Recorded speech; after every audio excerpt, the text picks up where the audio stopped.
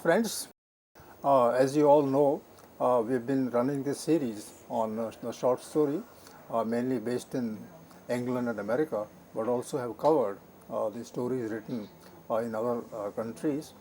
And because we are reaching the end of this series, this is one of the penultimate lectures. So far as Professor Payal Nagpal is concerned, this lecture would be her last in this series. And there is one more lecture that remains that will be perhaps spilling over to the next month. But then virtually this is the last lecture of the series. We have gone through different aspects of the short story from the beginnings, and initially in the 19th century it struck roots. Before that it's there, but not in the form in which it evolved in the 19th and 20th centuries. So that is one part. We have gone from its origin to its evolution and to the end of which is flowering, as well as some kind of a stasis that occurred in the 20th century. So that is the journey, and we have covered that journey. Professor Payal Nagpal, as you all know, she is a known name now. She teaches English in Janki Devi Memorial College, Delhi University, and she has been very active participant in the entire series, not in only this series but the earlier series as well. Now the topic that she has chosen for this lecture is the short story that she picked up from Bertolt Brecht, who is known more as a playwright and thinker or theoretician than a short story writer. And I was surprised when Professor Payal Nagpal told me of this place that he also wrote short stories, and they were large in number. In fact, his job was to think of a plot, a situation, a character first in one form, and then he would take it up in another form also. So he was in fact integrating different forms of expression in the 20th century towards what he would call finally the play. And that is there so far as this story is concerned, that she'll be talking of, that's still there. So Professor Payal Nagpal, initially I'd like to just request you to tell us about this journey for 2 or 3 minutes as to what we have gone through so far as the series is concerned, because then we will be launching another series. Yes, from next month onwards. So what do you think is the state of the short story today from the time when it began in the 19th century, so to say? Thank you, Professor Prakash. So today, since we are going to talk about Bertolt Brecht, so my answer to this would be that the stage has been set, so to say. So I think, as you rightly pointed out, that we've discussed the evolution, the beginnings and the evolution of the short story, and the way in which I think each writer has contributed her own or his own special input to the making of the genre of the short story. So that is very important. Then I think one of the striking aspects, in fact 2 striking aspects that one can conclude really speaking from this series, is that when we look at the short story in the hands of the women writers, I think there is a very different kind of layering that we get in a story. It could be the sensuousness in the story. It could be the way in which women have used the genre of the short story to talk about the context in which they are placed and the multiple contradictions of their lives. I think those appear very beautifully in the short story. Are you suggesting that short story form is closer to the woman's experience? In a certain way, yes. I actually want to say this, though of course it's like making a universalist statement and one should avoid it. But yes, there is a beauty to the short story that emerges in the hands of the women writers, especially the 19th century women writers. And it's a marvel at times. I feel that throughout the series, when we were working on the different stories, I always felt that it's a marvel to see how in a few pages there is so much that has been packed. Everything from their vision, in a sense, looking at nature, looking at color, looking at the flowers, and how each aspect ties up with a part of their lives. So that is one striking aspect. The second is that we covered the long 19th century, and we look specifically at the realist writers also, especially the French and the Russian writers. And there too, I think the beginnings, in a sense, in their hands, what we get, of the short story.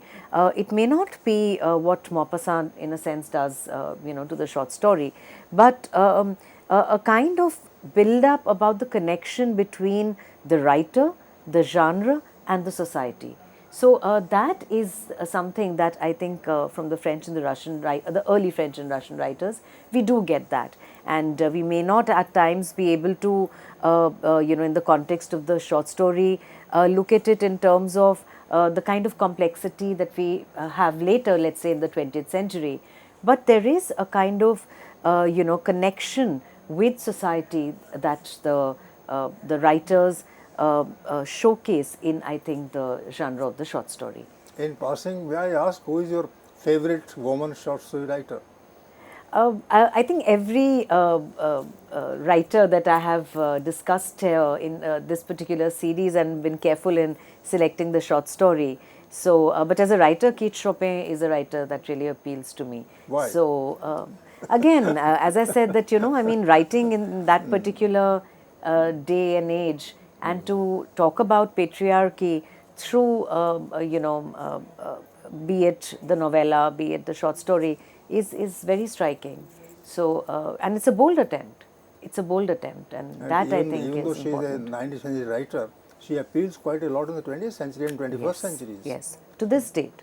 To this date. I mean, today also, I think if we have to really understand the true idea, the true meaning of what, when we say gender, when we use the term, we use it very loosely at times, apply it everywhere. But if we really go into it and understand gender in the context of our own society, or in terms of, world politics and feminism, then I think the 19th century writers have a lot to tell us and, to show the way. So that I think is very, very striking. Anyway, now you begin with Bertolt Brecht as a short story writer.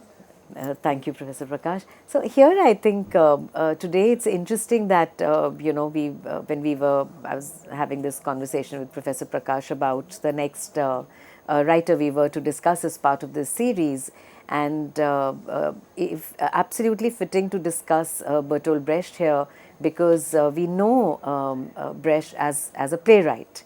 And the moment the name Bertolt Brecht comes, we will all say, a Caucasian Chalk Circle, The Good Woman of Szechuan, or many other, Ball and so on, many other plays that are there by Brecht. And we will use the term epic theatre, a kind of defamiliarization, that is, that he introduces.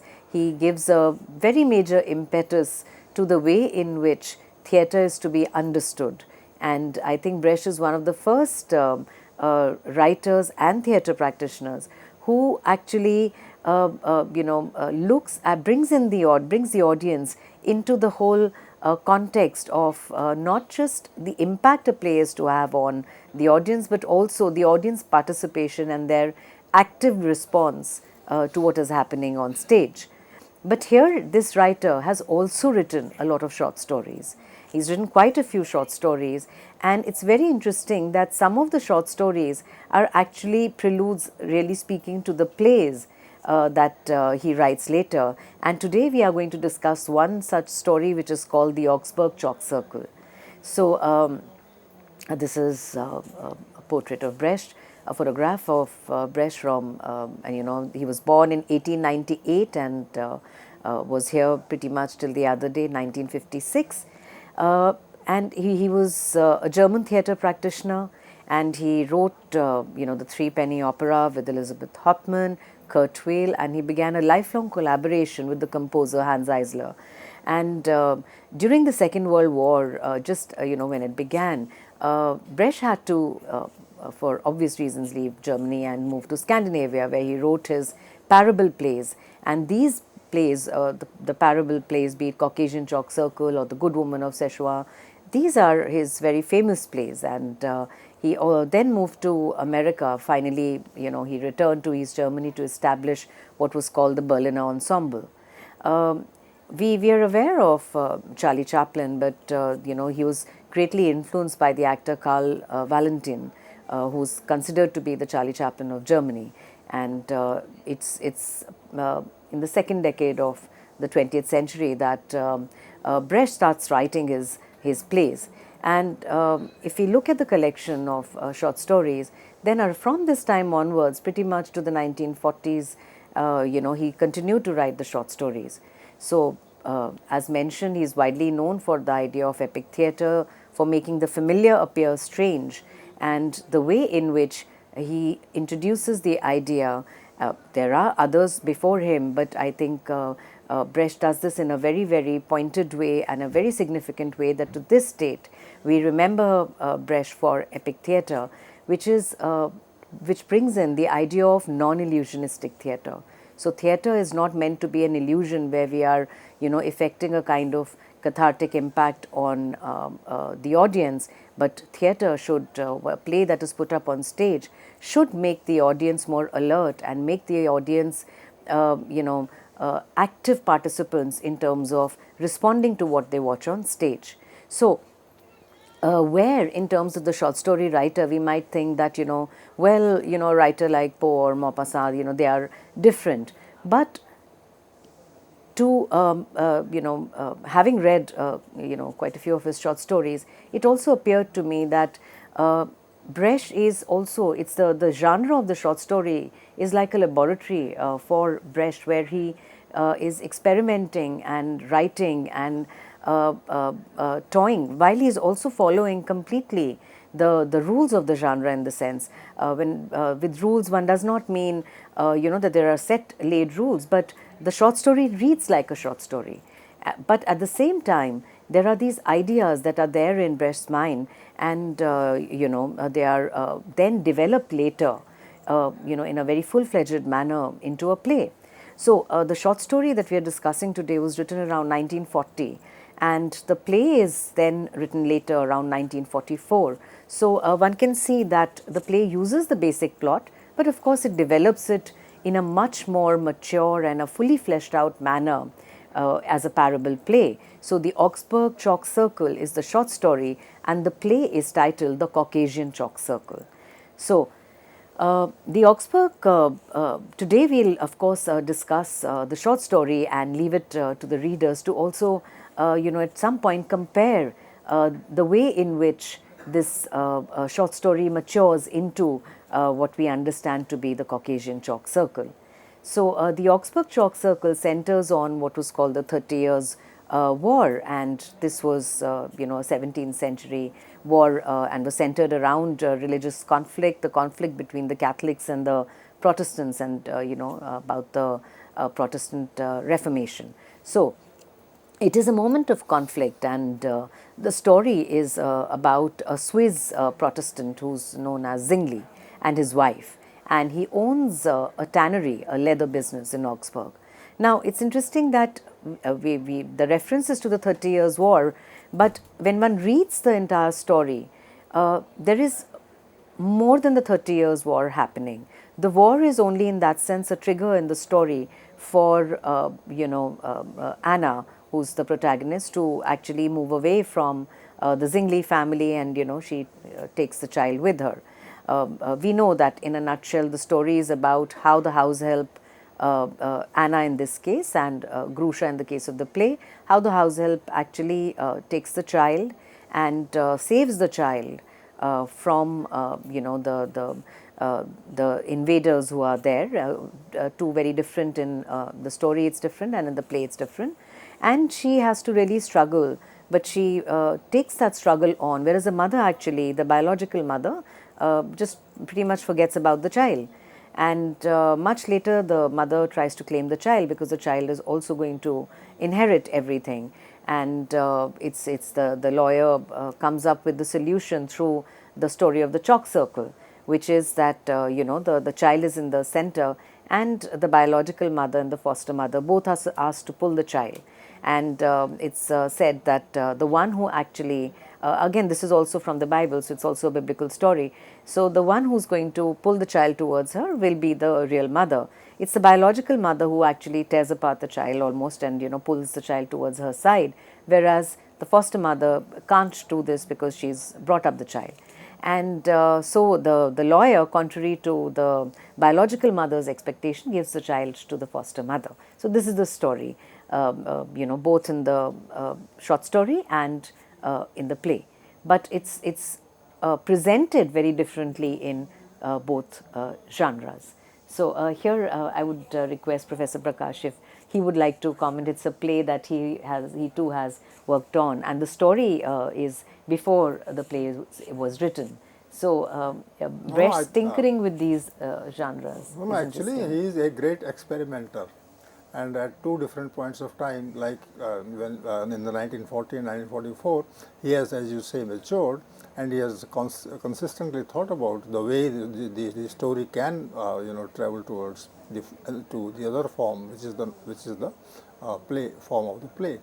So that is important. It's a question difficult to answer, but as you start by saying that the two forms are different, and the first form is the short story, and in the short story there is something.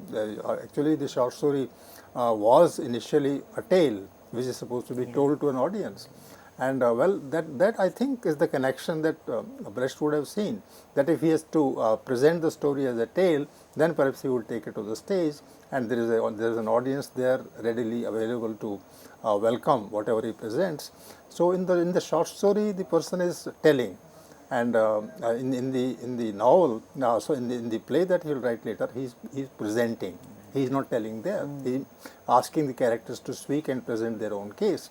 So Brecht would have thought that if he is looking at the short story as a tale, as something that he has to share with the audience, then it's better that the audience is compelled to make the story themselves, and that is possible only through the play, because there the people are face to face with different characters, including Grusha and the other person, the actual mother, the biological mother, and then it's a reversal of the situation. Mostly it's the biological mother who is more connected. But in this case, the real connection, the human connection, is with one who has spent one's own time with the child. So that is very touching, and I think it's an apt kind of a matter for people to think over. And Brecht would have thought that, let me now ask the questions about who is the real mother, and the question is difficult to answer, and therefore the audience also gets involved in the story. So, and the other thing is regarding defamiliarization, that something which is so simple is to be seen from a distance, and when you see it from a distance, then there are different meanings that emerge.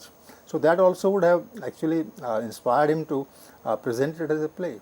I don't know whether I make sense or not, but this no, absolutely. And now that you say this, I think another thought that comes to mind is how the short story is written at 1940. So that's a very different time period, actually. I mean, that's just the outbreak of the Second World War around that time, and the rise of Nazism. And 1944, in that sense, is a different time altogether. So I think in terms of what Brecht really wants to say, he finally kind of does that in the form of the parable in the play. But the story is, the plot, the very nucleus of it is kind of set in the short story. So if we look at the story, it's about, as mentioned, Zwingli, a Swiss Protestant, and his wife, and he owned a leather business, a tannery in Augsburg. And as to quote from the story, his wife was to have moved with the child to her relatives on the outskirts because there is the Protestants are under threat. So, but she spent too much time packing her belongings, dresses, jewelry, and bedding. And so it came about that suddenly she saw from a window on the first story a squad of imperial soldiers forcing their way into the courtyard. Beside herself with fear, she dropped everything and fled from the place through a back door. So the child was left behind in the house. It lay in its cradle in the large hall and played with a wooden ball that hung on a string from the ceiling. So the story is very, very critical here of the mother, the biological mother, Frau Zwingli, because she spends more time packing dresses, jewelry, bedding, and does not even bother to look at the child that's in the cradle. And the moment she feels that now the imperial soldiers have kind of reached their home, she just immediately flees and does not look at the child at all. So the story is critical of this kind of a very self-centered sort of attitude that is there in a woman who belongs to the upper class. And I think it's more about a kind of consciousness and a critique of the women of that particular social rung. So this child is then kind of seized by the Anna is in panic, and she's the one. It's interesting, where the biological mother is packing jewelry and clothes, Anna is busy with pans and pots. So the context of the two women and the social class to which they belong, that is very clearly explained by the writer, I think, in these words. So she's busy with pans and pots, but she immediately runs to the hall, and she's totally in panic, and she takes the child, and she flees from the mansion. So she also tries to go to one of the relatives, and she approaches the biological mother, and her sense is that the biological mother was present but refused to, because the fight was between the Catholics and the Protestants, and she's married to a Protestant man, so did not want to claim the child. And the biological mother, Frau Zingli's uncle, looks at Anna very coldly with what is said are fish-like eyes, and he said that his niece was no longer there, and he himself washed his hands of the Protestant bastard. With that, he shut the door again, and as they left, Anna's brother-in-law noticed a curtain move.